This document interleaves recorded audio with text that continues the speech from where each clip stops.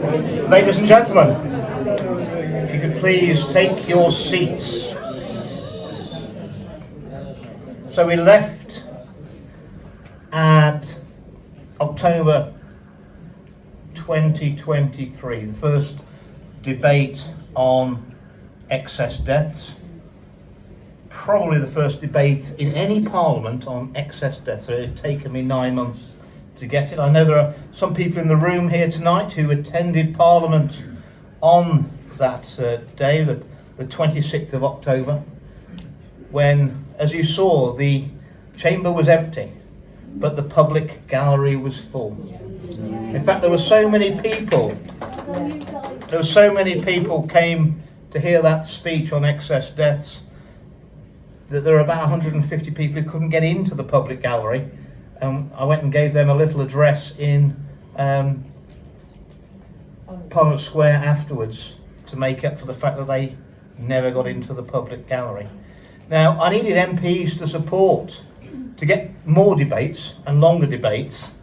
I needed MPs to support it, and to do that I raised £22,000 from donations and got some leading scientists to come over. Some of the names you'll be well aware of. I got Robert Malone to come over from America. I got Ryan Cole to come over from America, the pathologist. Steve Kirsch came. Pierre Corey. Angus Dalgleish, Professor Angus Dalgleish came. Dr. David E. Martin. And I booked a room in Parliament, flew them over from America. Obviously Angus came, the UK guys came down to Parliament, and we had booked this up. You have to book months in advance. I booked the biggest committee room available, which is the Boothroyd room in Portcullis House, and we got it booked, and we were getting loads of people coming to support, and obviously we'd invited every MP and every member of the House of Lords. On the day of the presentation by my esteemed experts, world experts, about the safety and efficacy of the vaccine and questions, the House of Commons authorities did a room change and moved me at the last minute on the day from a certain room which we'd sent out to all the invitees, go to that room, and then all of a sudden they said, we need that room for something else, so you'll have to have a different room. I can tell you now, people from my staff in Parliament at the time went to that room. It was never used while no one occupied that room. That was a complete ruse. We'd also, because we'd got Peter McCullough, who'd sent a video link, and I'd said to the IT audio-visual people in Parliament, who aren't as efficient, I can tell you, when they don't want to be, as Taunton Racecourse. I said, I want the TVs all synced, and we'll play these. One was from Peter McCullough and one was from Dr. Mike Yeardon to the MPs and members of the House of Lords. The audio-visual people at Parliament had made a mistake. They'd not synced the televisions, and the one that we had got working, there are no buttons on the ones in Parliament. They'd use a remote control, they'd turn the volume down to nothing, then took the remote controls out of the building.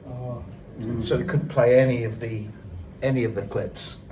And we had room changes, and they put security guards on the room, which has never happened in the history of Parliament, that there'll be security guards checking people coming into a meeting in Portcullis House. Never happened before. Obviously we were high security risk. But the answer was, I managed to get 22 MPs out of 650 to come and listen. And they were then the people who signed my applications then for a 3-hour debate in the main chamber. We had more than we needed, and we had them cross-party support. First of all, I got a 90-minute debate in Westminster Hall, and later last April we got the 3-hour debate on excess deaths. There weren't many more MPs turned up than you've seen, but certainly the 3-hour debate we had last April, that was better attended. And again, the public gallery, that was the one where, when I called for once again called on the government to suspend all mRNA treatments for humans and animals, that's when the public gallery erupted. And even though we have very thick bulletproof glass, you could hear the roaring, and that will have been heard in government. There is compelling evidence 3 years ago which any other normal medication would have been pulled on a safety signal. There are, the swine flu vaccine was pulled for one adverse event in 10,000. We knew not only that from the Fryman papers and from Pfizer's original safety test documents, which they wanted to hide for 75 years. This is the papers that the American Supreme Court forced them to release. When you analyse them, it was between them and Moderna, 1 in 800 severe adverse events. But that was if, ladies and gentlemen, the vaccine that was rolled out to the public was the same vaccine that got emergency use approval, which it wasn't. And how do we know that? The smoking gun of that, and I wrote to Rishi Sunak in August 2023 on this, following a paper that was given to me by Dr. Josh Getchko of the Hebrew University of Jerusalem, a Jewish gentleman. Remember, I was thrown out of the Conservative Party for, what was it? Anti-Semitism. Yeah. Josh Getchko had done all, and he's not a scientist. He's a criminologist. And he went through all the paperwork, analysed all the paperwork, and his deductions were perfect. So, how do we know that the vaccine that was rolled out, all the vaccines that were rolled out, were not the same vaccines that got emergency use approval? Well, if you remember when the mass vaccine rollout started, on day 2 of the rollout, the Medicines and Healthcare Product Regulatory Agency, 86% funded by Big Pharma, they said on day 2, everyone's got to stay at the vaccine centre after being jabbed for 10 or 15 minutes, haven't they? They didn't say it on day 1, did they? No. Well, why were they saying that? Well, on day 2, they decided that they'd had incidences on day 1 of anaphylactic shock. Anaphylactic shock from the vaccine. Well, they weren't expecting anaphylactic shock. Otherwise, they would have said there was no anaphylactic shock in the test results of the drugs that got emergency use authorization. That's because the test vaccines, so-called vaccines, the DNA element, the genetic element, the mRNA or the DNA, was developed in a PCR test, reverse PCR test, the reverse of what happens when they test you for the virus. They reverse that system, and it's very slow and very expensive, but quite accurate. That's how they made the genetic strands for the vaccines. Gave those out to 55,000 people, and they got their test results. There's no impurities in that. You only get anaphylactic shock when there's endotoxins in the vaccine, and most of the endotoxins come from bacterial cell walls when the vaccine has been cultured up in bacteria, not made in a PCR machine. And all the bulk batches that came out to the public, they were all cultured up in bacteria like Escherichia coli. So what you also got in the vaccines that were rolled out, you got lots of contamination from cell walls of bacteria, which gives you anaphylactic shock. We know that that's the case because that's why it got spotted on day 2. It wasn't expected, different vaccine, and that's where all the DNA contamination as well, from the DNA of the bacteria who cultured up the vaccines, that ended up in the jabs that were rolled out to the people. That wasn't in any of the tests. There was no contamination in the test results, and they hid the contamination because that bacterial DNA also got wrapped up in the lipid nanoparticles. So if you test the vaccine with a DNA test, it's hardly got any. But if you use a detergent to take the lipid nanoparticles, the fat off the outside of the nanoparticles, and then just check the genetic material, some of the vaccines that they tested in Slovakia recently, out of about 32 of them had more DNA in them than they had mRNA in them. So I mean, they're probably, some of them were 200 times more DNA contamination in them than would have been permitted. But I think you can all agree now, given all of the evidence that's come out, nothing's going to stop these vaccines being rolled out. You know, if all the deaths and all the harms haven't been enough, and because of what do they tell me? The most powerful vested interest in the world. So powerful that, you know, people can be keeling over with these vaccine harms all the time, and they're not going to be stopped. So we're not in a normal situation. And also, it didn't just happen in this country or just happen in America. What you've seen is governments around the world all in lockstep making bizarre decisions. Our government, we had a pandemic response document that had been worked up over decades of what we were going to do in the event of a pandemic. And at the stroke of a pen, that was ripped up, chucked in the bin, and we went with the WHO's lockdowns, mandates, masking, social distancing, and the propaganda. And every other country around the world. And it's not just on the vaccines, you know, whether it's the trans agenda, net zero. I spoke to quite awake, sensible Australian senators. They do exist. And they've got the same transsexuals going into their junior schools, reading stories to the junior school children at the same time as we've got it going on in this country. Bizarre things going on around the world, where all the indication to me is that there is a controlling hand, a controlling mind, a hidden hand, a controlling mind behind all of this. Because not all these governments could have all made the same bizarre decisions all at the same time.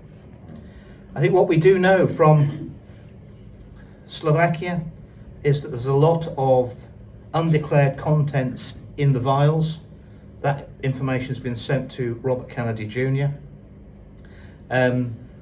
We know from the Czech Republic's record level data, something I've always asked the government repeatedly, I'd asked them, could sort out whether the vaccines are safe and effective once and for all. If you release the data you hold on the vaccine register in the UK, you've got all the records of everyone. When they've had their jab, how old they are, which jabs they've had, and if they've died. I mean, even our government, they're not stupid enough to think that, they probably think that, they think that when, they agree that when you're dead, you've probably had enough jabs. Right? You don't need any more. So they don't give you any more, so you have a date of death. Now, that data, anonymised, so it takes the person's name out of there, and in the Czech Republic they did it by taking the name out, they left the year of birth and the month of birth. And that's anonymised people. So, and what was clear from the Czech data was that if they were all safe and effective, and it was very hard to get to people who hadn't had anything and compare with those, like a control.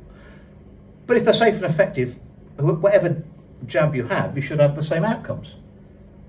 And what we found out from that was that the Novavax was probably the safest, but it wasn't safe, that Pfizer was twice as dangerous as Novavax, and that Moderna was 25% more dangerous than Pfizer. They were all the outcomes across all age groups, and you will notice. Yeah, so that, as far as I'm concerned, the most lethal of the jabs is Moderna.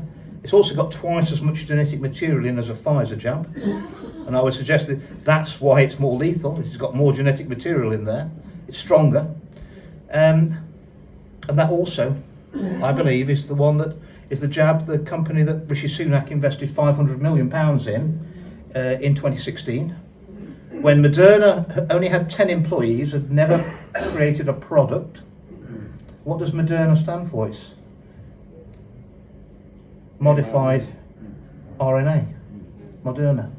That's what it stands for. They knew it in 2016. There's a patent that DARPA had got for the Moderna vaccine, and the NIH, National Institute for Health, are 50% shareholders in all the profits from the Moderna vaccine, because it's a joint venture. The most lethal, that's the one that Rishi Sunak, as Chancellor, gave £1 billion of your money for them to build the new vaccine centre, vaccine production centre in Oxford. And he gave them contracts for at least 150 million doses a year for 10 years. And he had a major interest in 11% of Moderna, which he bought and placed in a fund offshore in the Cayman Islands. And that fund just happened to be called Theleme, which means do as you will.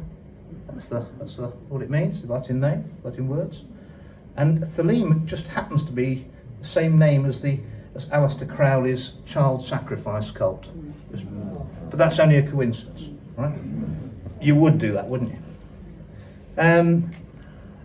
Rishi Sunak has got a massive question to answer. I put legal papers in on Rishi Sunak on the 26th of January this year, letter before action, named all of that and much more that he's done to me and to you, the country, and put in about his interest undeclared in Moderna. His lawyers did not refute that claim when they had the perfect answer to refute it. He didn't try to refute that he hasn't got a major financial interest in Moderna. I mean, it is just beyond the pale. Beyond the pale. You've been betrayed by the political class, the people you tasked with the job of protecting you, your families, your children's interests. Why would that be? It's been done for many, many years. Looking back now, with hindsight, I now see why, in '97, when Tony Blair first got into office, what was the first thing that he did? First thing that Tony Blair did, it was not in his manifesto, most important thing he wanted to do as soon as he got into government, they removed the death sentence from the Treason Act. That was the first thing that Tony Blair did. I was perplexed at the time, thinking, why would that be a priority? I put it to you that he and every Prime Minister since Tony Blair, of every colour, have committed treason, and not only treason, because it's from they're taking money from the public purse. That was high treason against the people, colluding with foreign powers to the detriment of the British people. That is exactly what has been going on.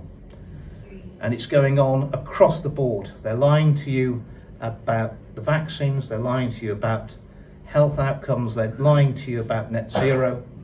They are lying to you seriously about the causes and the direction of the war in Ukraine.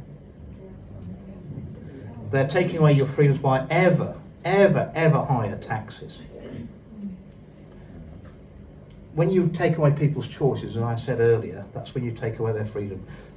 If you have less money to spend, you have less choices, you have less freedom, and that undoubtedly is what is going on. You had a Conservative government, so-called Conservative government, that put taxes up to the highest in 70 years, and a Labour government comes in and puts them up even more. I think we have a political class who think they're going to tax this country to prosperity. Well, they will not, I can assure you. But people are waking up. The reason that the government has just had this Labour government and the election, it was not a race between the blue and the red team for the finishing tape. This was a relay race, and it was a baton handover from one wing of the Uni Party to another. And do not think that Reform are any better. They are not, I can assure you. I've known Nigel Farage for 10 years. I believe he was forced to come back into politics. I don't think he is. He wanted to come back. I think he's deeply compromised as a human being. And I don't think he wanted to come back into politics. I think he's quite happy making lots of money. They forced him back. He's basically said he's only going to do 5 years. In which case, if he does become, leads Reform to the next general election victory, he will not be your Prime Minister, and I'll leave it in your own imagination. Who you think will be your next Prime Minister? It will not be, I do not believe it will be Nigel Farage.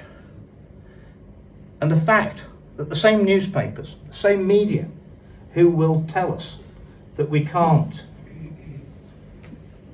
talk about vaccine harms, can't talk about the WHO, can't talk about debunking net zero, but they'll write articles now that Nigel Farage is going to be the next Prime Minister. Doesn't the fact that that's in the controlled press tell you that Nigel Farage has to be in the club? I'm just going to play a quick video of where I was at in sort of October 23. This is basically what I was thinking. Hello my friends, and thank you for joining me here at Bridgen on the Hill Church. As you know, this place is very special to me, and it's not unlike thousands of other beauty spots which dot across the landscape of our nation, which means so much to local people, grounding them in a deep sense of place that is both unique and universal.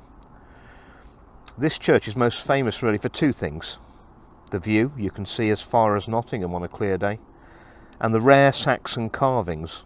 A monastery was built here when the Kingdom of Mercia was at the height of its powers, with some very beautiful carvings which we've retained today. In the 10th century, the Kingdom of Mercia and the other Anglo-Saxon kingdoms united to form a new nation, England, or Angelander, the land of the Angles, a nation that has stood proudly for centuries, weathering changes, celebrating victories, always moving together, moving forward. But now our nation stands on a precipice unfortunately of our own making.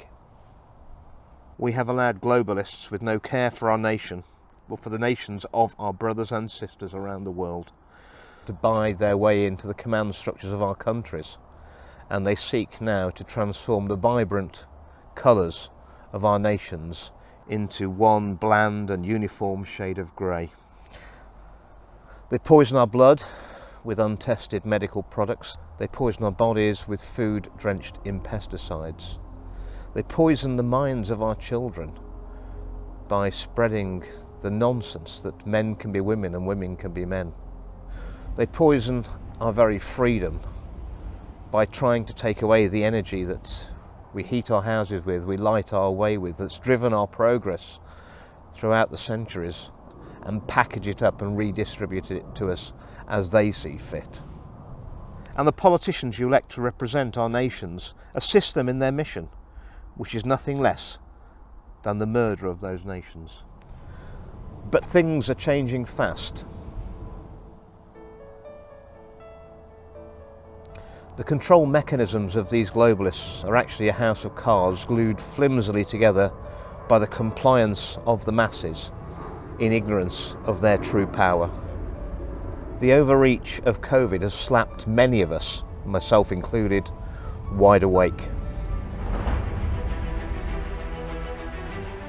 Movements around the world are saying no and reaching back to their own nations, and realise if they rest on their own sovereignty, the house of cards can easily be pulled apart. As more people wake up, the more these billionaires and their pet bureaucrats realise that their power and their control is actually slipping away. Since that control is actually based in fear, it's their natural instinct to dial it up on us, to redouble their efforts. So we must learn to live our lives without fear. We need to laugh, to live and to love in the face of adversity. There is nothing to fear from a virus that kills at approximately the same rate as annual influenza. There's nothing to fear about climate change, because the climate has always changed. And as they shepherd us towards a third world war, how will fear help us if that nightmare comes to pass?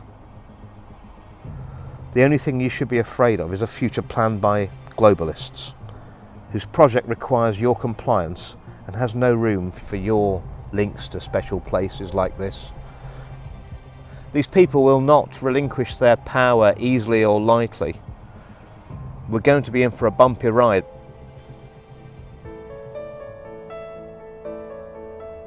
But when it's over, and it will be over,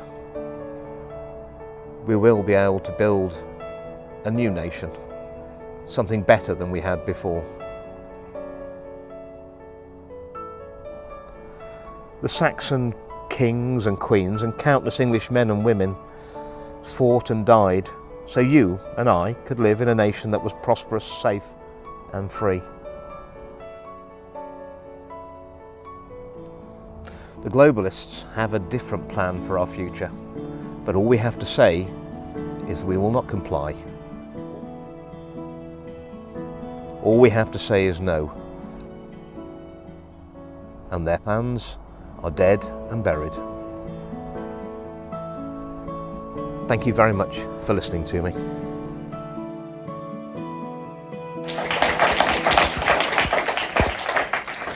Well, I made that back in 2023. Since then, we've got the hope that with Trump in America, that tsunami of truth and justice and disclosure is going to come across the Atlantic. What I will tell you, I don't know. I don't know Donald Trump. The fact that they keep trying to assassinate him would indicate to me that he's probably not on their side. I don't know. I've never met Mr. Putin. I don't think Mr. Putin's perfect, but I know that we're not perfect, the people we've got running our country. And I do know that when I was expelled from the Conservative Party in April 23, nobody in Parliament I've been working with for 12 years rang me, came to see me, or text me. But within an hour of the announcement, I got a call from a US presidential candidate called Robert Kennedy Jr., and he said, "I'll back you." Right? And good people recruit good people.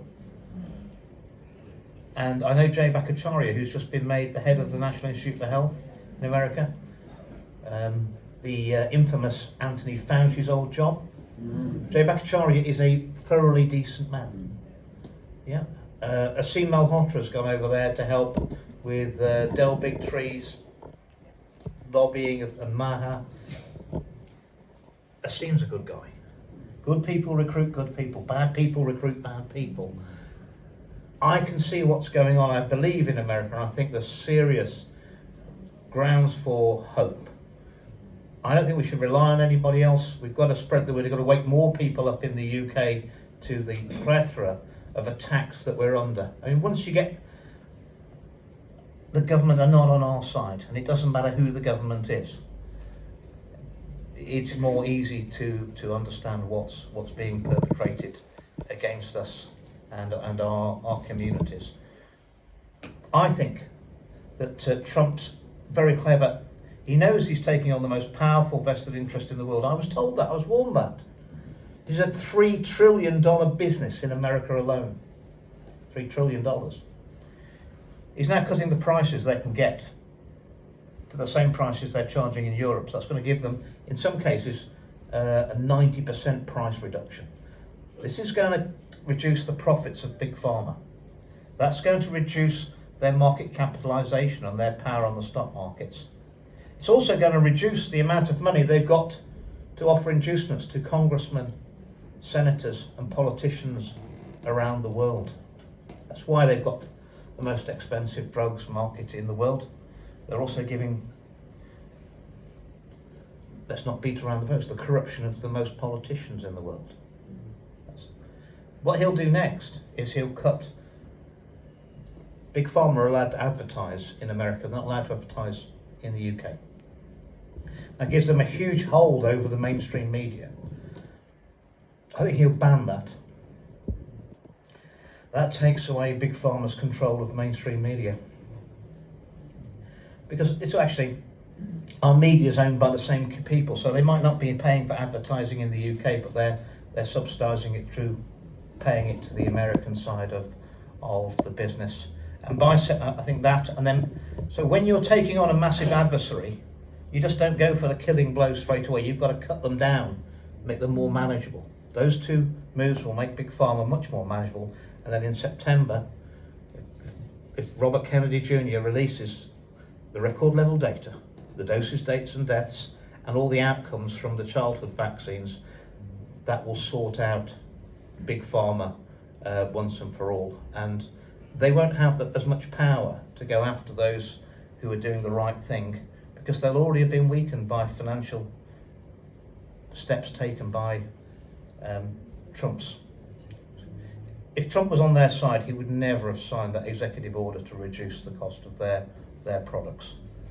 So there is considerable cause for hope.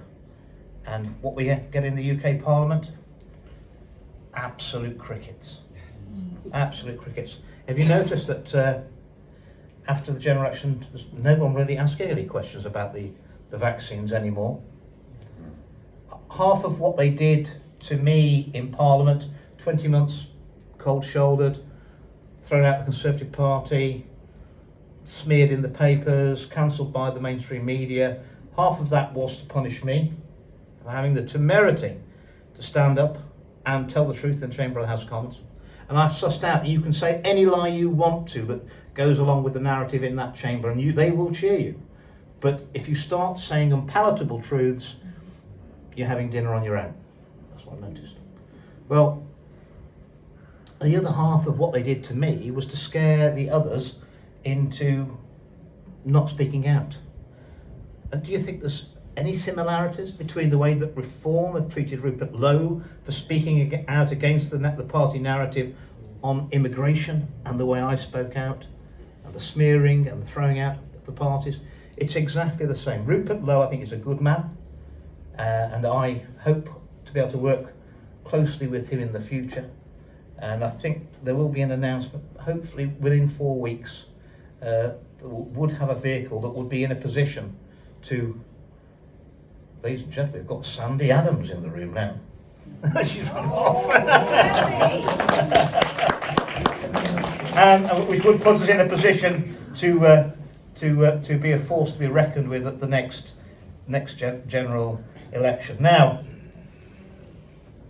I did tell you earlier all about how, I won the seat against without any money from the Conservative Party in North West Sussex. It's my home. It's where the people I grew up with, my school teachers, they're all nearly all dead now, unfortunately, but they were living there, and it's a special place for me. And how I'd increased my majority at every election, 2019, up to 63% of all the votes.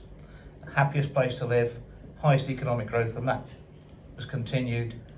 And yet, at 2024, as an independent, 3% of the votes. I'm going to play you my election address that I sent out to. It's basically the video version of what I put in my election leaflets.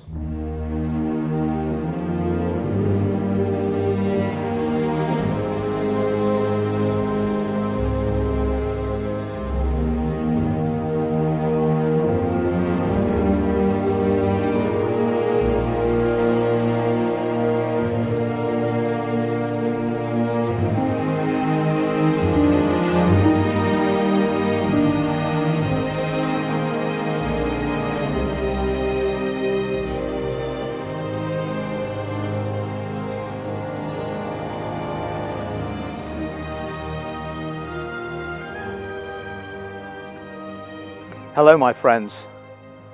This election is not about Conservative or Labour. It's not about right or left. It's about right or wrong. To go to war with your own government over HS2 when you know the project will harm your people, that is right. So that's what I did. To believe Michael and Susan Rudkin the former Ibstock sub-postmaster, and his wife, who brought me an unlikely tale of a dodgy computer system framing Susan for theft. To fight for Susan for 14 years in the face of a government cover-up and media disinterest. That's right.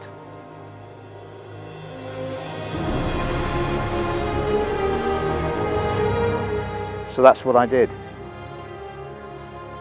To ignore the Horizon scandal out of fear of taking on Fujitsu, as many MPs and the media did, that's wrong.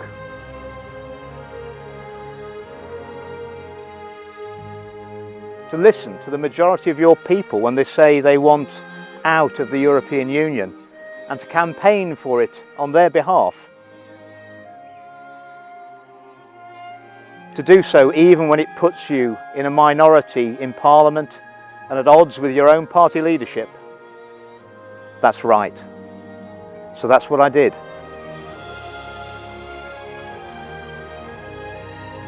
To work like a sneak behind the scenes to frustrate the Brexit vote, as many MPs and civil servants have done. That's wrong. My determination to do right by the people of North West Leicestershire has left me isolated and, like so many of you, politically homeless.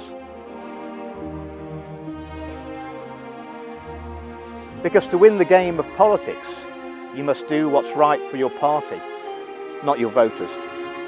And that's wrong. But if I had my time again, I would not change a thing. Because after 14 years in office, I see economic growth in North West Leicestershire, ranking amongst the highest in the country. I see 1.2 jobs for everyone of working age, which keeps wages going up. We live in the only part of Leicestershire and Rutland where salaries are above the UK average. We build 800 houses a year, which keeps the prices manageable. Good salaries, economic growth, and decent housing at a price within reach. It really isn't hard. Here in North West Leicestershire, you have these things, and North West Leicestershire scores amongst the highest in the Midlands on the Happiness Index. You do not have these things by accident. You have them because I fought for them. With my background in business, I understand what prosperity is and how to get it. Elect someone else whose first loyalty is to a party based in London, not to you, and you will see these prizes disappear. To commit to a defence union with the European Union, as Labour has done, that's wrong.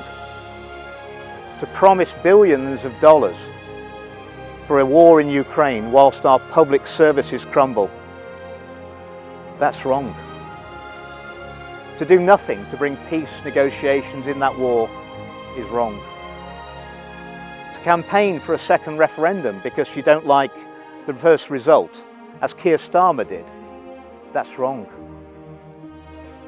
To enforce immigration law against people landing illegally on the beaches of Kent and to deport them for their crimes, that would be right. To house these criminals at your expense, while some British veterans and families have no place to call home, is wrong. To teach primary school children that there are more than two sexes, that's wrong. To try and get a bill through Parliament to stop this, as I did, is right. Only a tiny minority would argue otherwise, but politicians from both main parties voted my bill down. And that's wrong. For decades you've been warned that the climate is changing and the world is about to end. This is wrong. The climate has always changed. The world is still turning. The Labour Party and the Conservatives are marching arm in arm towards disaster that is net zero. The data used to justify these insane economic plans doesn't stand up to scientific scrutiny. China, India, Russia and others are opening new coal-fired power stations every week. We continue to sacrifice our economic well-being on the altar of this fraud. This is wrong. Re-elect me and I will continue to call this madness out. Nobody else on the ballot paper can. Their parties have surrendered to this cult. When members of the public began to contact me to say that they had been harmed by COVID-19 vaccines, I listened. Just like I listened to Michael Rudkin. Just like I listened to the people of Measham who were worried about HS2. I listened, I researched, I found there were questions to be asked, and I asked them. That's all I did. That is what an MP should do. And that is right. Many other former members of Parliament received similar pleas for help. But they buried their heads in the sand as far as they would go, pulling them out only to attack me when I spoke. That's deeply, deeply wrong. The idea that pharmaceutical companies would cut corners with their safety is hardly revolutionary. All I've ever said is that these questions should be asked and should be answered. Enforce immigration law, protect children from militant transgenderism, call time on net zero, fight the power grab by the WHO, the World Health Organization, and expose vaccine harms. These are my principles. You already know exactly who I am. You also know that on these matters, the political class speaks as one and is forbidden by their parties to ask questions. When the chorus is singing the same tired song, it's the soloist who's remembered. Something once placed on the parliamentary record can never, ever be erased. If you re-elect me, I will be the only member of Parliament whose speech is truly free. My allegiance is to you. My questions and my votes in the House will be for you. I've stood up for you in Parliament for 14 years. Now I'm asking you to stand with me and let's make the 4th of July our Independence Day. Thank you very much for listening to me.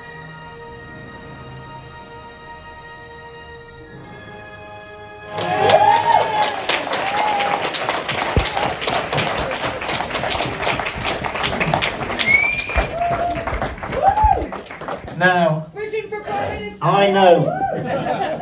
I know what winning a general election in North West Leicestershire feels like. I did it 4 times. And I thought I was going to win that general election. The response, I would say 70% of people on the doorsteps thought there was something wrong with the vaccines. That was last June.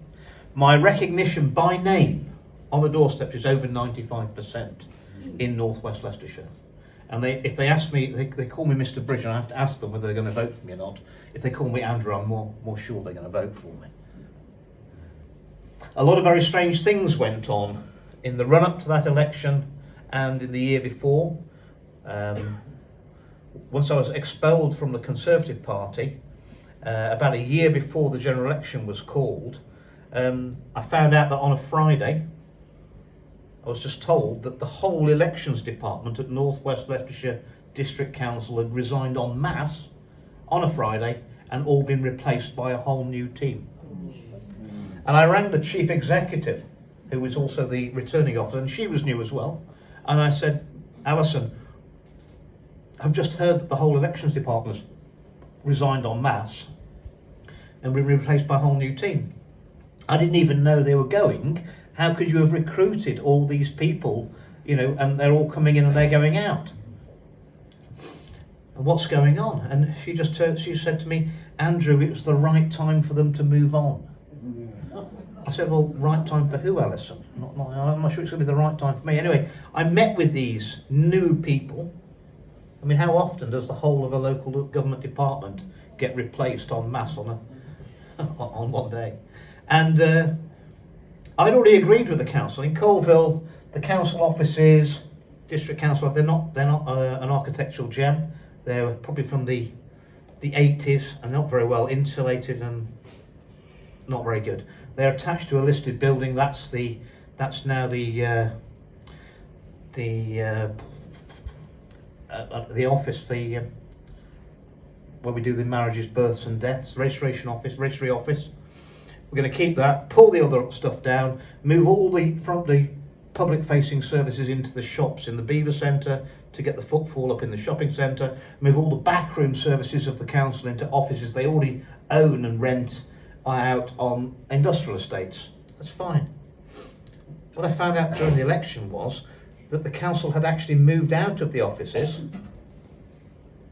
There was only one department they left in there for 6 months prior to the election on their own, unsupervised, and that was the new elections department. All the rest of the council had moved into different places.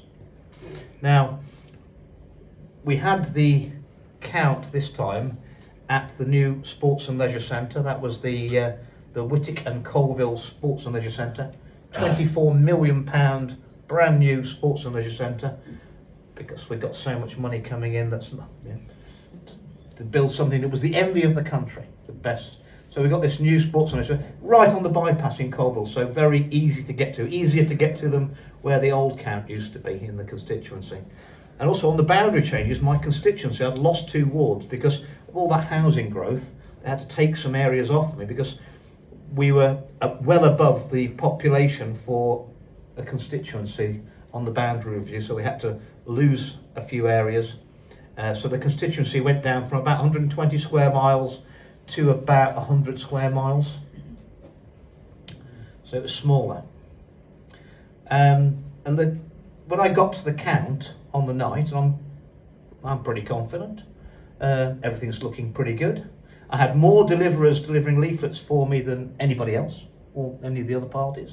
I had more leaflets out than anybody else, and the support was very strong. And when I got to the count, the whole quarter of the car park had got cones on it and security guards. I've never seen this before at a count, so I said, what's going on here? Because there were hardly enough car parking spaces in this massive new car park for all the people. But the massive area was all coned off, and there were security guards there. And I said, excuse me, what's going on here? And they said, that's where the ballot boxes are coming in. We don't want anybody near the ballot boxes. And I didn't think about anything at the time.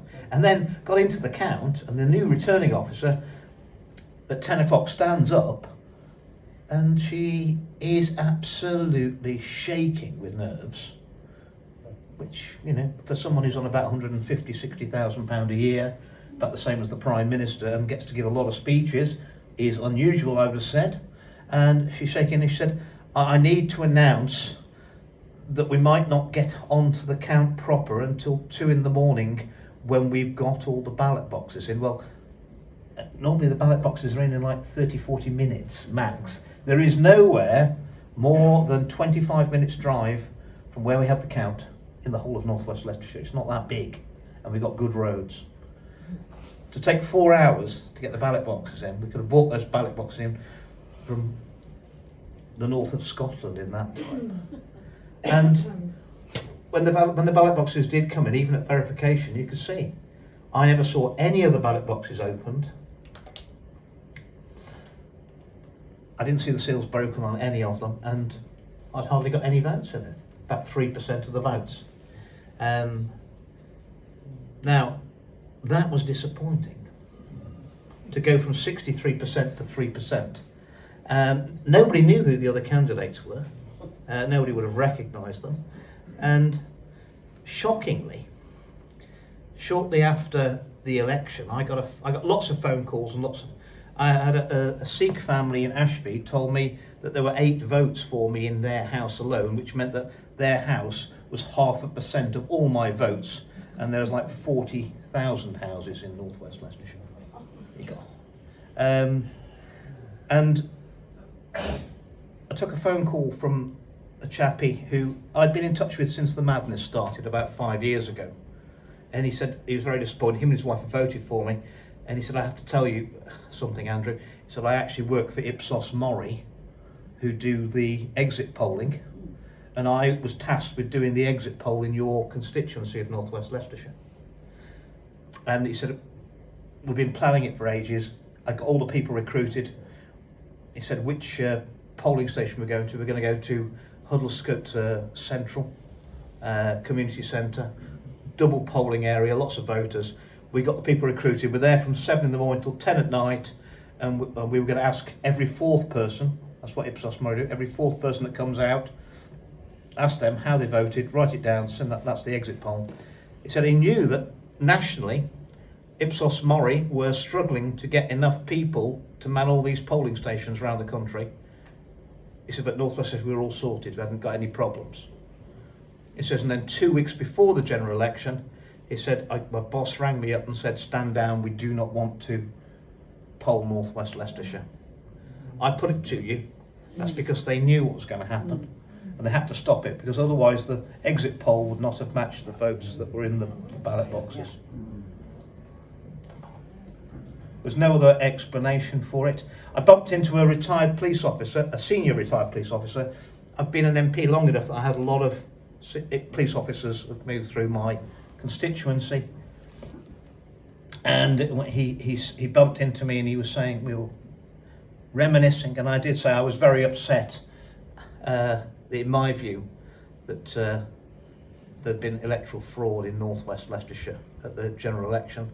The people in North West Leicestershire are good people, again being let down by a corrupt and very bad system. And he looked me in the eye and he said, Andrew, what did you really expect the establishment to do to you? You know, that was the man who had been the highest ranking policeman in my constituency. Yeah. I got a journalist to speak to Ipsos Mori, and she knows the top pollster there, who's one who's always on the television, and she was emailing him ping pong, you know, asking him general questions about how Ipsos Mori had conducted the exit poll nationally. And she had about 10 emails backwards and forwards within seconds. As soon as she put the question in, can you tell me why Ipsos Mori pulled out of polling North West Leicestershire 2 weeks before the election, that was it. She never got another email back from there. And every time I go outside in North West Leicestershire, even now, you meet people in the street, you meet people in the countryside, wherever, in the coffee shop. People come up to me, they're always telling me they voted for me.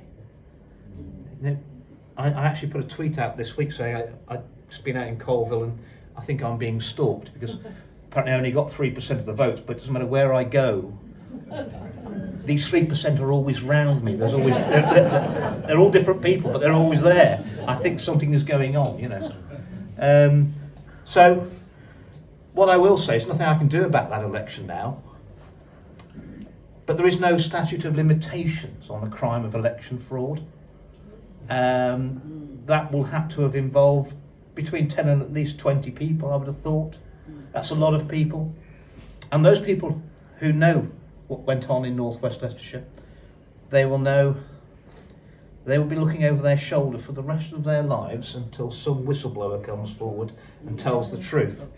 And sadly, having spoken and looked at a few other strange results around the country, I don't think it was only in North West Leicestershire where this may have happened.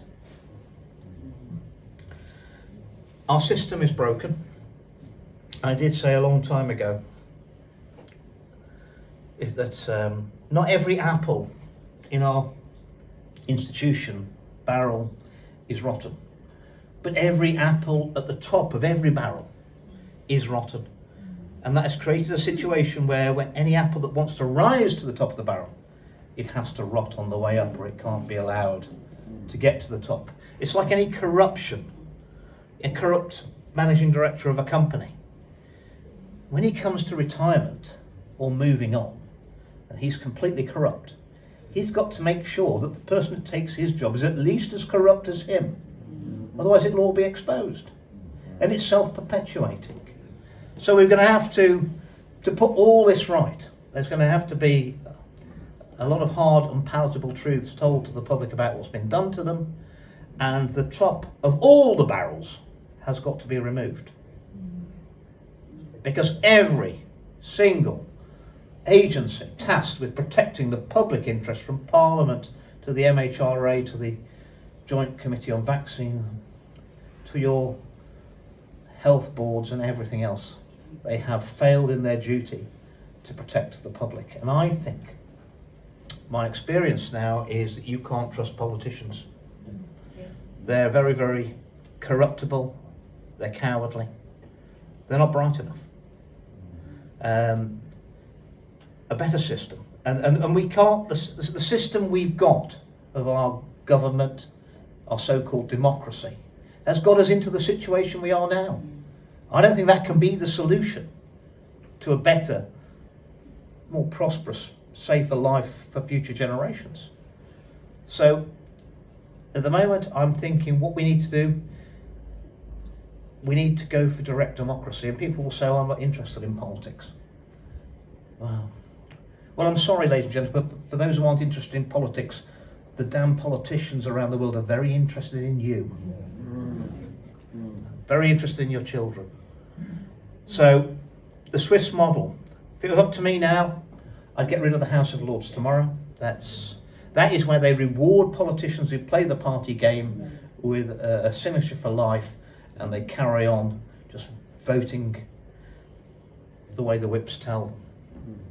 They've done nothing. Who in the House of Lords has stood up? They don't even have to stand for election. Can't be removed.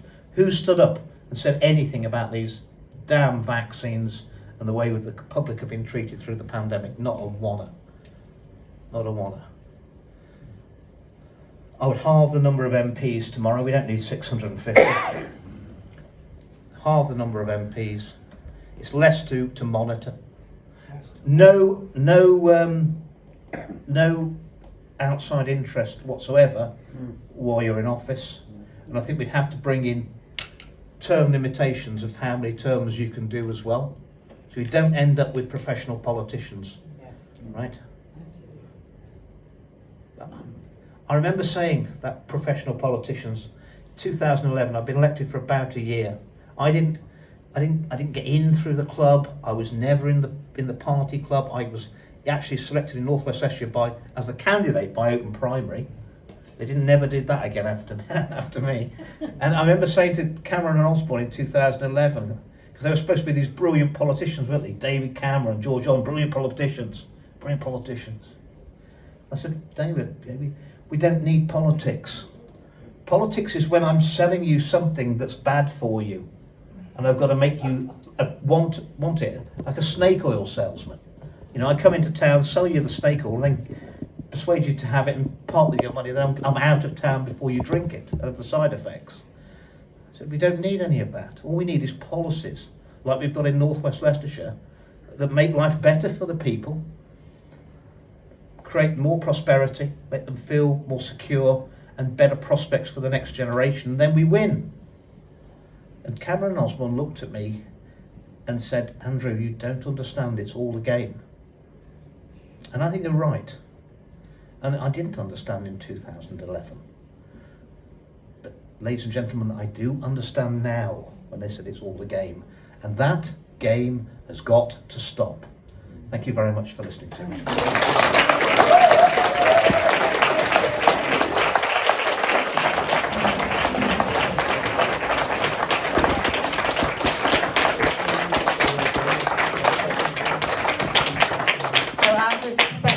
A Q&A, but before we go to that, I'd like to probably say that you'd never have to eat dinner on your own ever again unless you wanted to.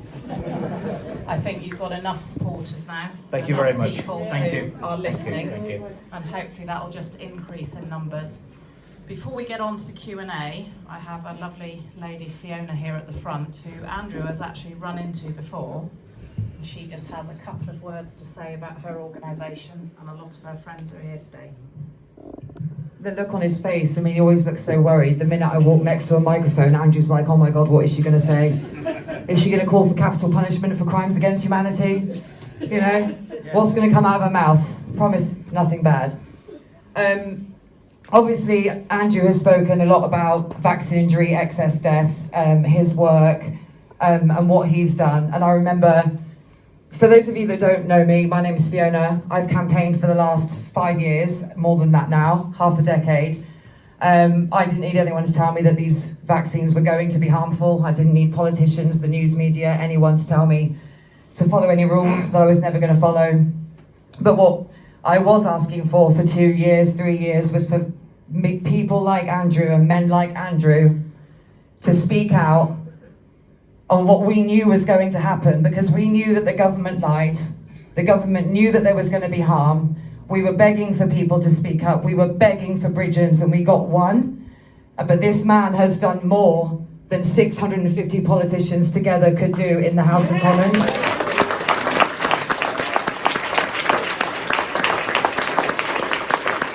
And I've been with Andrew, I've walked through Parliament with him. I've seen the people that work in Parliament walk up to him and shake his hand and thank him for the work that he's doing. We've never had a politician like Bridgen, let alone somebody that's going to speak on the vaccine harms. And it's quite easy to speak about the science. Sometimes it's quite easy to say, you list off these scientists' names and that they're speaking about this and that, but there's a real human cost to the destruction, and we can see it. So in October 2022, around about the same time I first heard Bridgen's name, I launched a campaign called Truth Be Told, and the aim of that campaign was to give a voice to the vaccine injured and bereaved. I campaigned to stop the jab before it was rolled out. I didn't follow any of the rules. I was named by MO6 as a prolific anti-vaxxer, and I was arrested under counter-terrorism and labelled a terrorist for my work to try to stop the rollout of the vaccine. And in 2022, seeing the harms, I knew that it was important to give these people a voice, that they were the most credible threat against that government, against the evil that's happening in that building. And we've travelled here today collectively. We have supported Andrew at all of his debates. We have been at the meetings that he has held with those amazing doctors that have spoken out.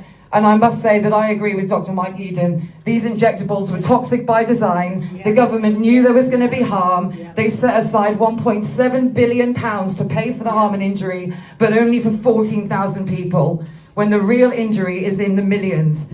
And sat at the front here today, people that have driven from Lincolnshire, from Yorkshire, from the Midlands. You've got Tony Shingler, who was in ICU for 40 months. 8 months he was on a ventilator. He nearly lost his life because of AstraZeneca. Just days after having that vaccine, he was nearly dead. If it weren't for his wife, Nikki, fighting for him in hospital, he'd be dead now. Sharon Eyre, she nearly lost both her legs, let alone her life. For 6 days, she was on life support after AstraZeneca. Wayne Snaith is sat here. He has been refused his vaccine damage payment scheme because they have tried to blame his diabetes. He is now permanently disabled, permanently in pain. Only now is he walking on these crutches. There's a real human cost. There's other people that are not here today. Alex Kelly, her mother was killed by AstraZeneca 4 days after. Appio Bevington was 32 years old and he died of a cocktail of these drugs. Ruth Kelso was 23 and she was killed by Pfizer. There's a real human cost, and it's my mission. And I'm so grateful to this man, and I know that sometimes I drive him a little bit crazy, but I am so, so grateful to him, and I know that the vaccine injured and bereaved are so grateful to him as well. The excess death debate, the debate that this man did hold, and the applause at the end of it, you could hear it through the bulletproof glass, and everyone was shouting and screaming for this man and thanking this man and grateful for this man. I know that you have sacrificed so much, Bridgen, but you have the heart of a lion, and so does our Wayne Snaith here at the front, who's making us all climb Mount Snowdon in August to raise awareness for the vaccine injury and bereaved, because Andrew is right. We only have ourselves. I'm not vaccinated, and I'm glad that I made that decision, but I don't know what told me to do it. But I know that my life is for you. You are the reason I started my law degree. And I just hope that people like Andrew Bridgen are in Parliament. He needs to be our next Prime Minister. I have a lot of trust in this man. And we want to thank you, Mr. Bridgen. So we've got a little gift. I know it's not going to make up for everything that you've lost, but at least you can drown your sorrows later when you get home. Thank you very much. Right. We have a gift as well from Ian from the Freedom Group in Exeter, a small gift from you. Thank you. For you. A thank you card from all of us. Thank you. And I'm sorry for rambling on, and thank you for letting me hijack, but Caroline, I've just got a little something for you as well. Thank you so much for organising this meeting and for giving the platform to us now. And the truth will be told. Okay. Right. Thank you. Ladies and gentlemen, if you would like to ask a question, you show your hand and we'll try and get a roving mic to you. And so if you could say your name and where you're from to start with. Right, my name's Mike Lister from Torquay. Can you tell us who you think are behind the curtain pulling the strings? Because even Liz Truss in her book mentions it. There's been a Minister of State who mentions that there are powerful people creating the script. Who, in your experience, do you think it is? I think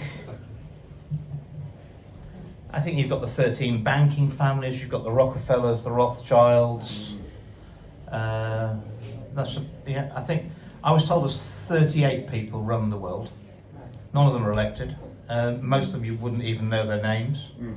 And down from there, then the next tier down, you've got the Bilderberg Group, you've got the Committee of 300, the old Committee of Rome, the Trilateral Group, which obviously Keir Starmer was in, and then below that then you've got the Freemasons, you've got the Fabians, you've got all these little secret skull and bones and all that funny stuff, and that's how it goes.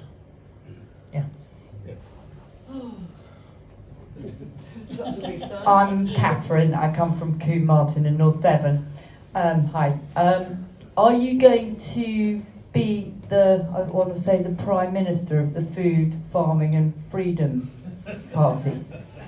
I did speak at the Great Resist this morning. We're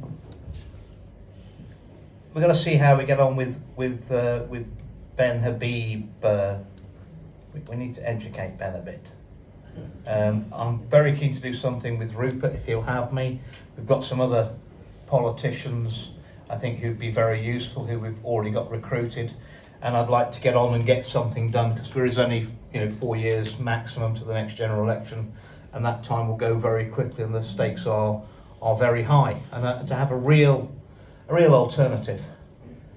I don't know, I think I came to the conclusion some time ago, given the state of the country and the world, that in the next 4 years my alternatives are to be either in prison, dead, or at the top of the people trying to sort the mess out that we've got ourselves into.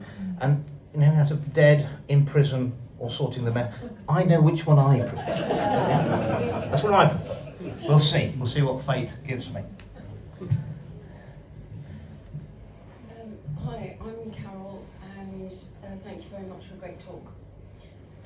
I'm very interested to hear what you've got to announce about with Rupert Lowe in 4 weeks' time. I have been a campaigner for raising awareness for child sexual abuse for over 25 years, and I have been involved with international and national boards for the last 10. I am very aware of the numbers, the stats, the figures, and what's going on. So my question to you is, recently there was a post on X, and it said that we have 2 more general elections before this country becomes Muslim. Elon Musk replied, no, you've got 1. There are over 200 Sharia courts in this country. I feel that this is one of the biggest threats to this country. Yes. What do you suggest we do about it? What can you do? What can we do? Well, we've got to make it clear that 6% of the population who are Muslim do not have the ability to overrule the majority. We are a still majority Christian country, and it's Christian values that are the basis of what this country is built on. But what we're seeing is, two-tier policing, two-tier justice, two-tier religion, where people who preach Christian scripture in the square get arrested, and yet you can have an imam wailing away from Tower Bridge with the police protecting them. This has got to stop. It's the statistics around those of the Muslim faith in this country, that they're not ideal citizens, are they? 73% of the women don't work, and there's a great deal of non-working amongst the rest of them. You come to if you want to live that life, there are countries where you can wear those sort of garbs and do what you want. But I mean, it's not this country as far as I'm concerned. I've always been against it, of like middle-aged white men telling women what they can wear. But I think we're getting to the point where we're going to have to ban the face coverings. They're banned in many, many countries across Europe, Netherlands, France, countries that I'm not seeing of. And if you want to have that life where you're going to cover your face and do all this, there are countries available. One thing about this country, we don't often force anyone to stay unless you've committed a crime. We normally let you leave, and that's what we're going to have to do. But you're right. I mean, the next election is probably the last chance we've got to turn it round.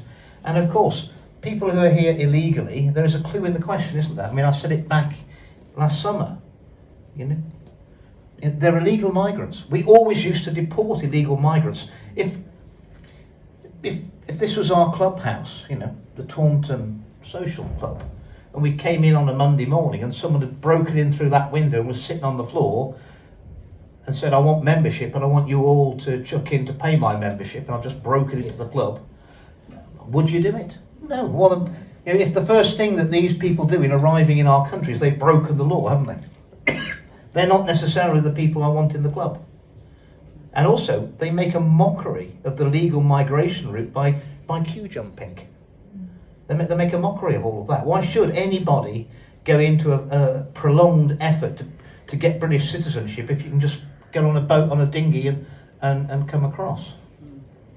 So, no, they have to be deported. And people who break our laws, who haven't been here for too long, they will have to be deported as well.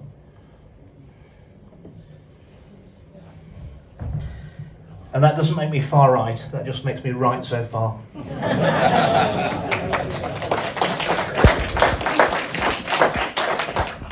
Thanks, Andrew. My name's Lewis Harris. I've come up from Bridport and Dorset today. You were talking about viruses and that earlier. I've got 2 editions of a book called Virus Mania by Thorsten Engelbrecht and Klaus Kernlein, 2 Germans. Engelbrecht was the German editor of the Financial Times, and Kernlein is a medical doctor.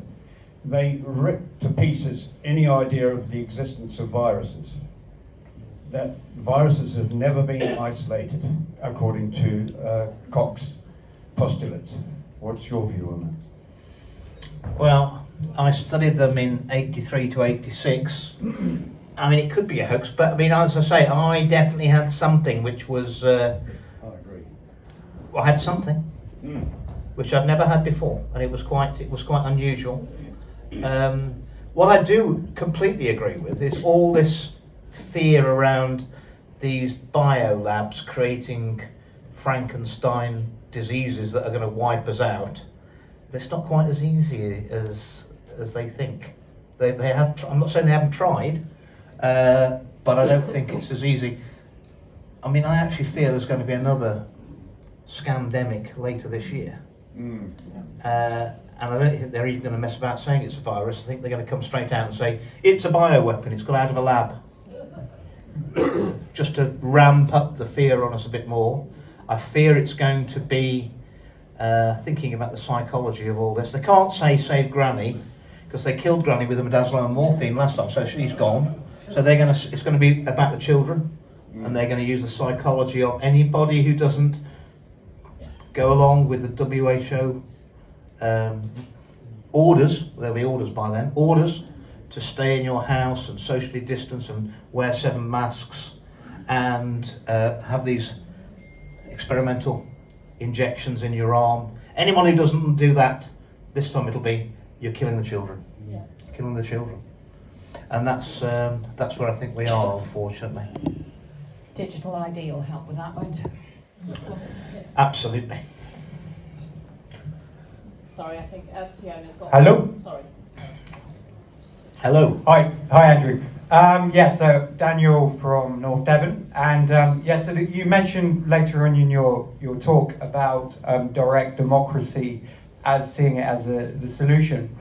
So could you speak a bit more to that? Yeah. And how you see that specifically from people, like even in this room, Yep, beginning to apply that in the next few years in their local communities? So what does that look like? What I'd like with direct democracy, I would see that if we got rid of the revising chamber, so-called the House of Lords, that the people become the second chamber. You can't trust politicians to do the right thing for you. They've let you down badly. So we halve the number of MPs. The House of Commons becomes a legislative chamber where they prepare legislation, and then every 3 months we have to have a public debate and a vote at a referendum where you all get to vote as the second chamber on all of the laws that are coming forward, and if you don't like them, don't vote for them. And democracy, well, demos means the people, and kratos, this is an old Greek, means the power to the people. But under the current system of our democracy, how powerful do you feel? Yeah? I don't think we feel. Yeah. And I think with the current system, I think people sitting at home worrying, what are the government, and it doesn't matter if it's a blue one or a yellow one or one with spots, whichever colour government you want, it's what are they going to do to us next? You know, what are they going to do? Yeah. Well, I mean, when the people are scared of the politicians, that is tyranny. And when the politicians are scared of the people, that is democracy. We need to get to the latter, don't we? We need to get there pretty quickly. And that's when you will have the power, when you have the power of deciding what laws you'll live under and what laws you won't. We also need to move democracy much closer to the people, because so many of these things that have been perpetrated against our nation and against our people can only have been done with massive centralisation. It'd be much harder to inflict the harms through our health system if we didn't have a national health service, if we had a regional health service which were accountable to local people, then it would be much harder for them to do what they've done and continue to do against us. Hi Andrew, 2 points. One is about the immigrants. And I think one of the plans of the forces who are bringing them in is, and they use this always, is to cause division between us. Yes. So we have to be careful of that, as well as obviously standing up for what's right and proper. I don't know if you agree with that. I do agree. Yeah. They want black against white, Yeah. Christian against Muslim. They really like men against women as well. Well, and division- while we're all fighting amongst ourselves, they're basically killing all of us. Yeah. And laughing. Yeah, divide and conquer. And the other thing is, I had a bit of a funny spell, a flu-like thing, same as you did. One of the other things that's changed, and one of the things that Facebook will not let anybody mention, you were, taken off straight away, is the mention of the radiation and the virus. Yeah, 5G. 5G was being rolled out during the pandemic, during the lockdowns. They didn't stop at all. And if you think there could be another one coming up, all they've got to do with all the towers they've got around the country now is bump it up and start poisoning people with the radiation. That's a possibility, you know. Well, I was told that by a former colonel of American Special Forces more than 2 years ago, that the 5G, they can use frequencies on 5G to mimic on the human body any disease symptoms you want. They don't need to have a virus, they can just fire the 5G at a certain frequency. If you want Ebola, you can use a frequency on 5G which would make us all bleed from every orifice, which would look like Ebola or Marburg, whichever you want to call it. So yes, there is a real, and I have to ask myself, you know, what's this 5G for? Because as I travel around the country, my phone signal's never been worse than it is now. The phone signal's dropping all the time. What actually are we using this 5G for? Because I can't see it's obviously cost an absolute fortune, and if only we had someone in Parliament who was willing to ask the question. Hi Andrew. Hi. My name's Len Jones. I'm from North Curry, a mere 20 minutes away. The boats coming across the channel every day. Is it on? Hello? Hello? The boats. Yeah, the boats. I'm ex-Royal Navy, and I don't understand why nobody on the TV or Parliament ever mentions if they were to put the Royal Navy into the channel, those boats would stop immediately. And the people wanting to get on the boats would think, well, forget it, I'll go and try and find somewhere else. Is it ever mentioned? Have you ever heard it mentioned why the Royal Navy is not used? Well, it's worse than that. It's worse than that. The government, and that was the Tory government and now Labour, have got the RNLI going out and bringing them in. And I'll share something with you. That's not an accident. You see, because when the lifeboat goes out and rescues someone from sea and brings them back to our shore, they've got special rights. They're no longer illegal migrants. They're people who were shipwrecked at sea, and they have special international rights. That's the reason that they're sending the RNLI out and not the Navy to take them back to France. And isn't, again, I mean, this is another lockstep issue, isn't it? Where, you know, okay, Trump's doing something about it in America, you know, deportation, and, you know, everyone would have said if, you know, while Biden was in, that, you know, no one could do anything about it. No one in the world can do anything about it. Well, that's going to be proven false in America, isn't it? And that's going to create a huge appetite over here for the same. But apart from that, I mean, what we're seeing, I speak to people in Australia, they've got uncontrolled migration. New Zealand's the same, Canada's the same, America has been the same, certainly all of Europe. Yeah. You know, a collective madness, the madness of crowds. Well, it seems like all our politicians have gone completely bonkers at the same time on all the same topics. Or they could be a controlling interest that's controlling all of this. But then that would make me a conspiracy theorist. Yes, please. Hi, it's Andrew from Wellington. You sort of hinted around election fraud within your constituency area. What is the risk that that could be a national sort of process, or that could actually basically they can just choose whatever outcome that they want? Well, you saw the local elections. You saw the instance of people being caught ballot wrapping. Ballot wrapping. That's a good one to say. All you do is you get a big wad of someone's ballots, and then you just put a few of the other people's ballots at the top and the bottom, band them, and stick them into the party you want's pile. And then unless you get a bundle check after that, it'll never be discovered. Never be discovered. I think there is a lot of election fraud, which is why your time to the time to challenge an election is only 21 days. 21 days. And in my time in Parliament, there was lots of debates about voter fraud. Lots of debates about voter fraud. We got, now you have to take ID so that fair enough. But we always talk about voter fraud, where one person might vote more than once or impersonate someone else and pinch a vote. We never, ever, ever had a debate on election fraud where a whole election could be rigged. I mean, whether one vote, it could make a difference, but unlikely. But I mean, we never, ever had the debate about election fraud.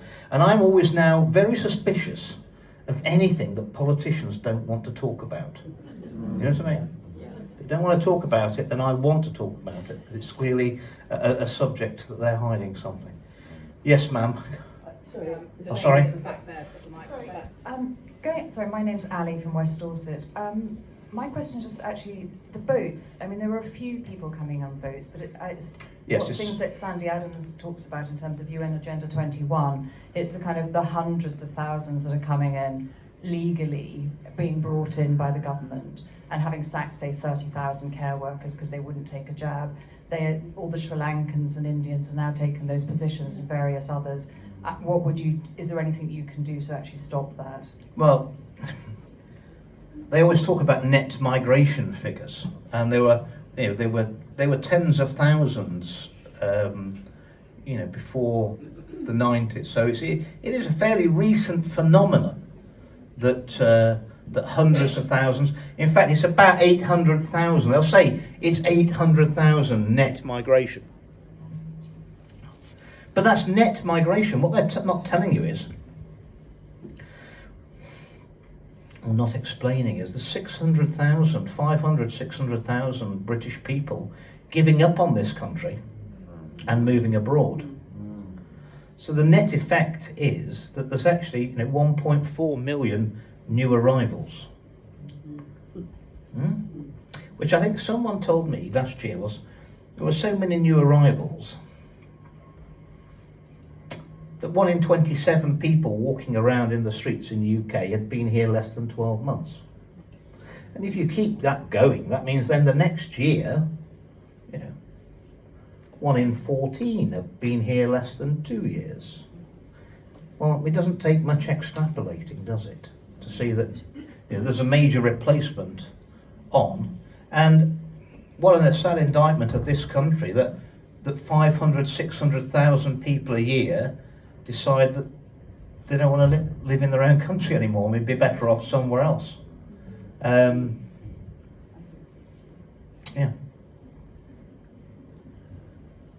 Actually, since the pandemic, we've had more of the UK population. We've had more deaths than births. So if it wasn't for uncontrolled migration, we wouldn't need to build any more houses. But actually, pretty soon we'd have too many houses. None of this is by accident, is it? No. And the current system and the current politicians have engineered this situation, and it's cross-party, and it's been coming for a very long time. And the Kalergi plan is pretty well known, isn't it? Yeah. Well, show me the evidence that that's not what's happening to us, because all I can see is that it is. Hello. Yes. Hi, Andrew. Regarding the Trump administration, they Yep. keep saying that it's a Wuhan lab leak, and they're still playing with that now. What are your thoughts regarding it being a military bioweapon, and what about the labs in, Trump kept saying China? Yeah. There's a region in Ukraine named China, and Yep. it's full of biolabs. Yep. So what are your thoughts with that? I went out in Christmas 2022, the Christmas recess in Parliament. I actually went out to Washington DC and met with some scientists and politicians, including Senator Ron Johnson from Wisconsin. Met with him. We knew in December 22 that DARPA had created the virus and the vaccines and shipped them out to China to release.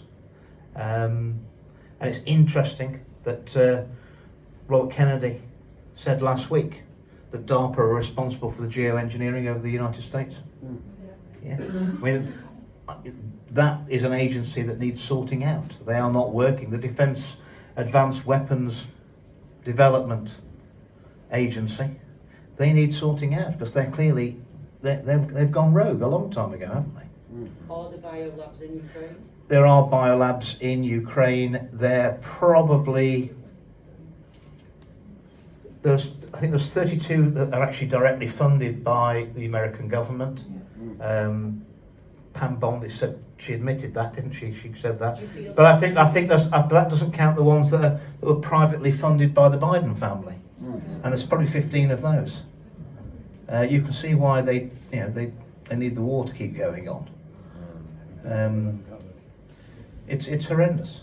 Is that where the I mean, I was shocked. Do you remember during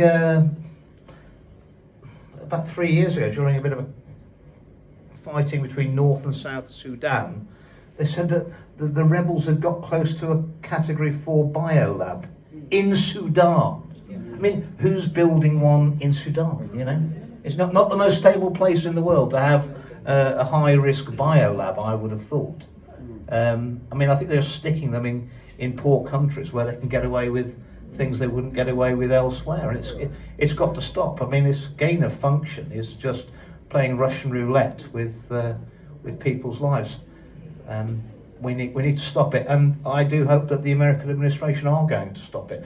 But yeah, all the stuff about the Ukrainian biolabs is all true, and unfortunately the stuff about the child trafficking from Ukraine to the UK is all true too.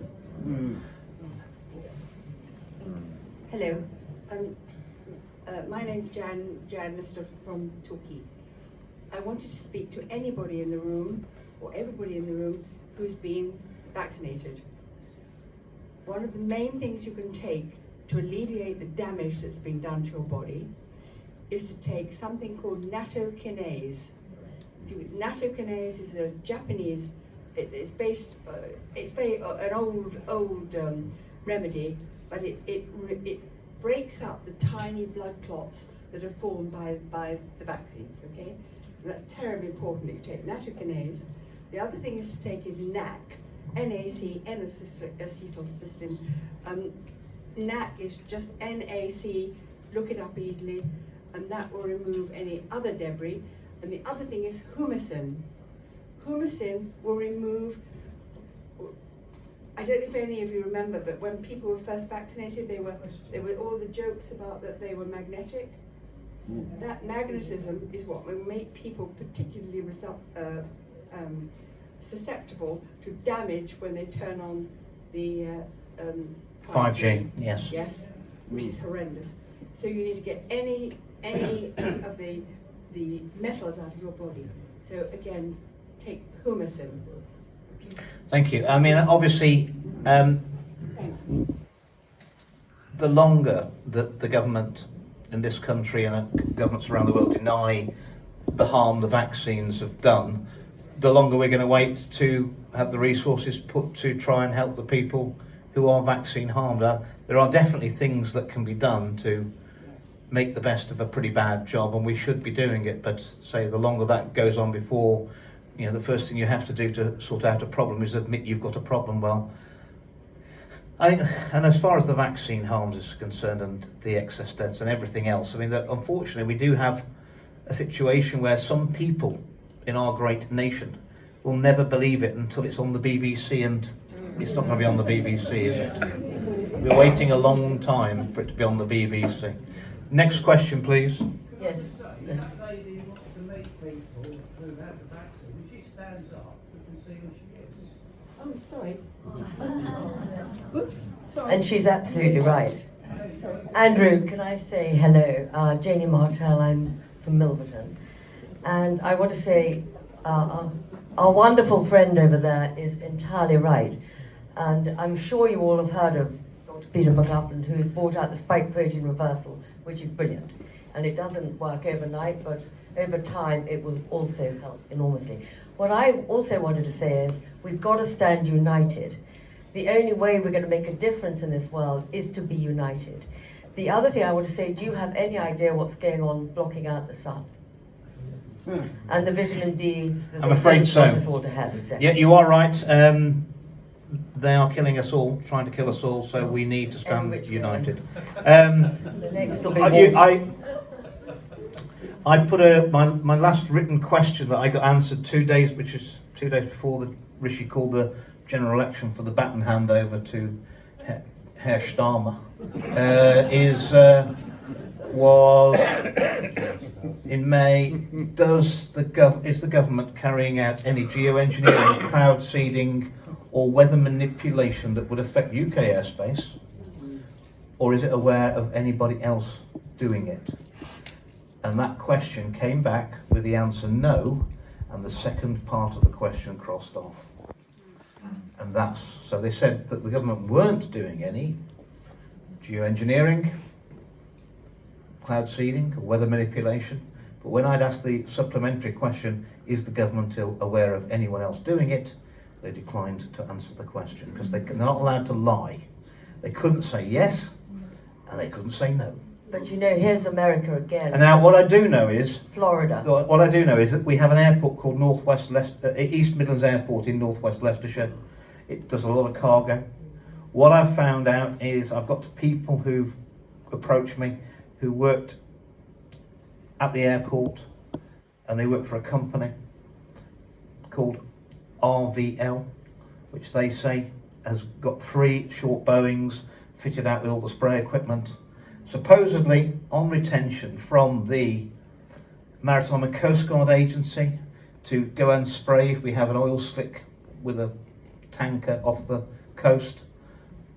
You notice we're not getting an awful lot of those nowadays. And what I'm told is that they're actually flying out of the airport on military IDs, so you can't track them on the airport app. And ex-military pilots being paid a lot of money, and that they were spraying us. And I've got people who've come to me and said that they left that company because they thought it was immoral what was being done. They've been doing it since at least 2019. And there's another company which appears to have more aircraft around the country, and that's a company called 2XL. But also, you've heard what Robert Kennedy said, where he said that, and looking at the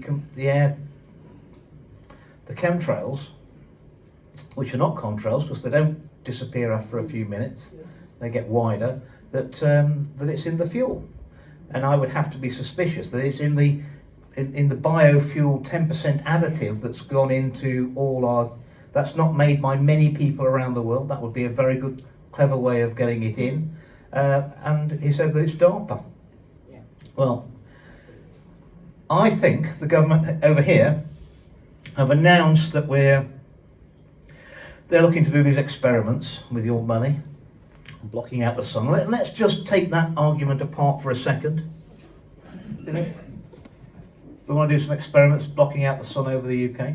Well, it's illegal to do it over somebody else's country, by the way. It would be illegal. So we can only do it over the UK. Who thinks we're a large country? What do you think we are of the world? If we were to block the sun out over the whole of the UK, what would be? 0.5% of the globe? Not even that? Less.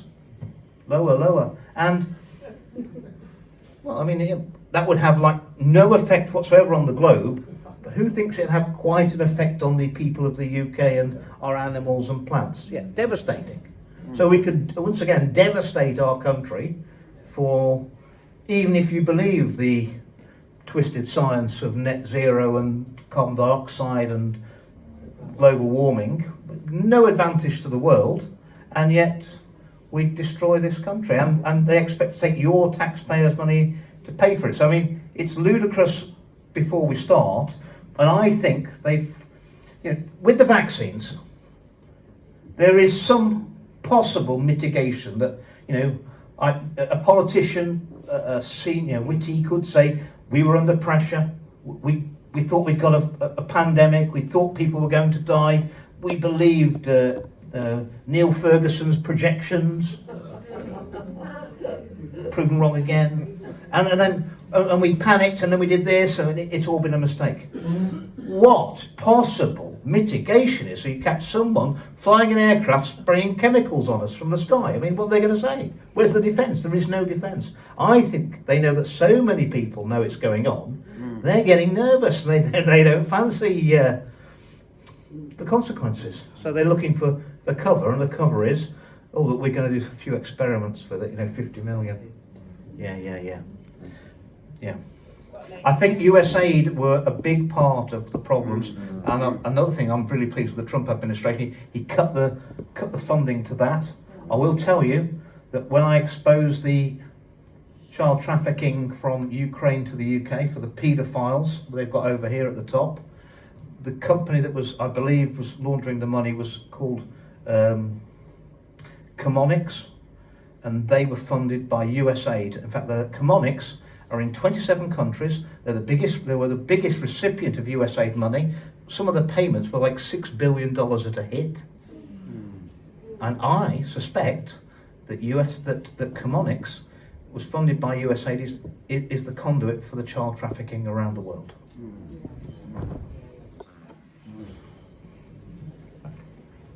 Hi Andrew, can I one other thing?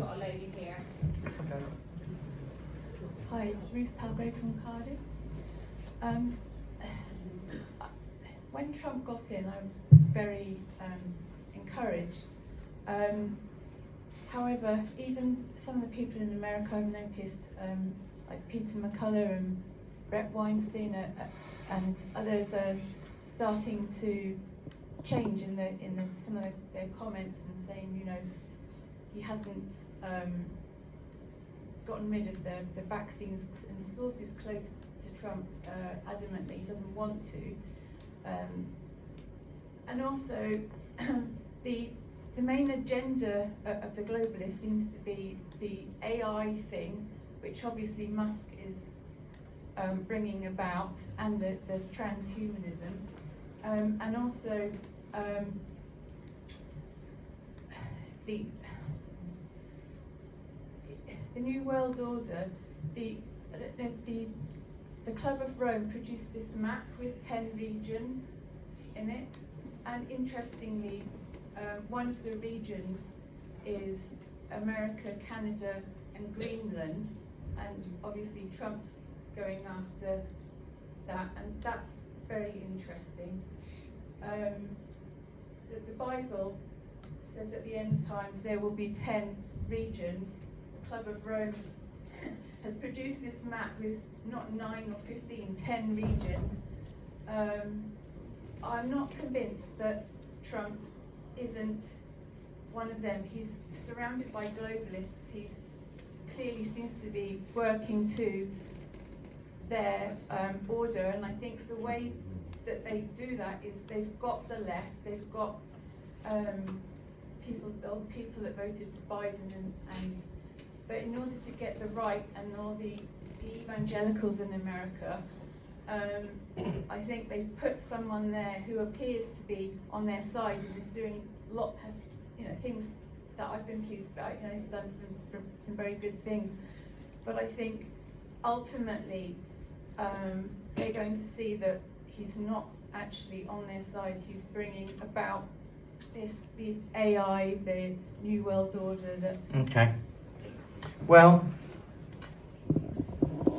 I think we can all agree he was better than the alternative that we're offering. I mean, there wasn't really much choice, was there? No. I think if Harris had been in, we'd be at war with Russia now. No doubt whatsoever. So, I think Kennedy is genuine. I know that Jay Bhattacharya is genuine. I think there are other people genuine. I think we're in a much better place.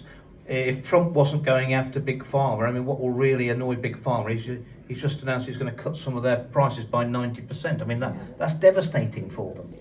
And as I said earlier, if you want to cut a very powerful enemy, you've got to cut. You don't eat an elephant in one sitting, do you? You can't digest it. You've got to cut him down. And I'm hoping, if he hasn't done it by the end of September and exposed the vaccine harms, then we're going to be in trouble. Because the longer they go on having access to the record level data of doses, dates and deaths, eventually, without releasing that data, the new people who are running health in America become complicit in the cover-up, don't they? They need to move on that.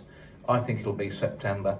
I was told by somebody in America, it might be before then, because let's face it, I mean, if you're my opponent, I might say to you, I'm going to do it by September, but why would I want to give you the luxury of telling you how long you can plan for? Better to do it in July, wouldn't it? And then catch you out because you thought you'd got until September. We will see. We will see this year, and I do fear that if we don't stop it, Big Pharma have got some more nasties for us later this year. Because I remember that Bill Gates predicted we would have another pandemic by 2025, and mysteriously he seems to always be right. I don't know how he's doing it. He swans into 10 Downing Street when he wants. Say again? Do you think Rupert Lowe and Ben Beebe are going to take money from Musk? Because they could end up being under the thumb of Musk and Trump. Well, it's all right. It's all right saying that, and I know what you're saying. But if that were the case, then why would the Labour Party be passing legislation to prevent a new political party taking money from Musk? That's what they're doing now, desperately fast. And if we did ever get any money from Musk, I'll tell you what, it'd be only one payment, because the Labour Party will certainly stop Musk ever providing a political party in this country with any money. And why did Musk come out and say Nigel's not the man? Well, I'm actually privy to what Musk knows about Nigel. I can't tell you, but when it comes out, there won't be any more Nigel. I'll tell you. Okay? Hi, Andrew. Yes. Just an idea. When you were talking about that there could be shenanigans going on with the ballot boxes leaving the ballot station and going to the count, couldn't you have people monitoring them travelling, or?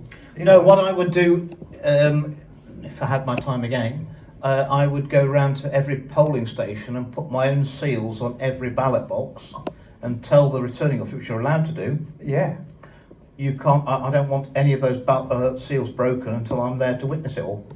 Great idea. You check the numbers on your seals, and then they can't have opened the ballot boxes. And they have to be you write the seal number down for each ballot box, and you have to have that seal number as well, don't you?